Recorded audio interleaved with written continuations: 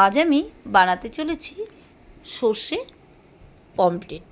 প্রথমে মাছগুলোকে ভালো করে ধুয়ে এর মধ্যে দিয়ে দিলাম নুন, হলুদ, কাশ্মীরি লঙ্কার গুঁড়ো, ভালোভাবে মাখিয়ে নিলাম সমস্ত মাছগুলোর মধ্যে। এরপর কড়াইতে তেল দিয়ে দিলাম। তেল যখন গরম হয়ে গেল, একের পর এক মাছগুলোকে তেলের মধ্যে দিয়ে দিলাম।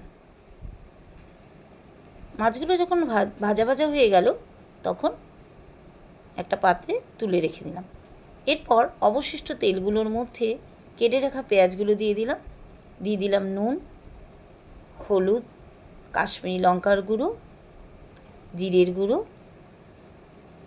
ধনের গুঁড়ো, আবারও একটু খুন্তি দিয়ে নাড়াচাড়া করে নিলাম।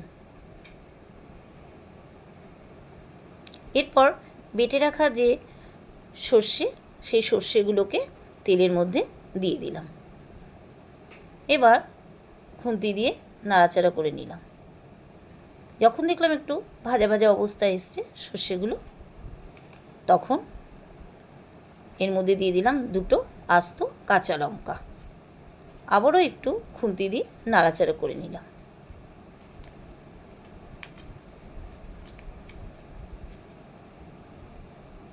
এরপর দিয়ে দিলাম একটু টমেটো বাটা।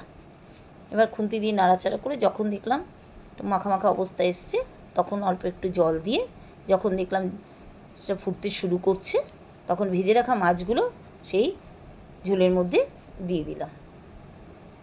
মাখা মাখা হয়ে গেলে তৈরি হয়ে গেল সর্ষে পমফ্রেট।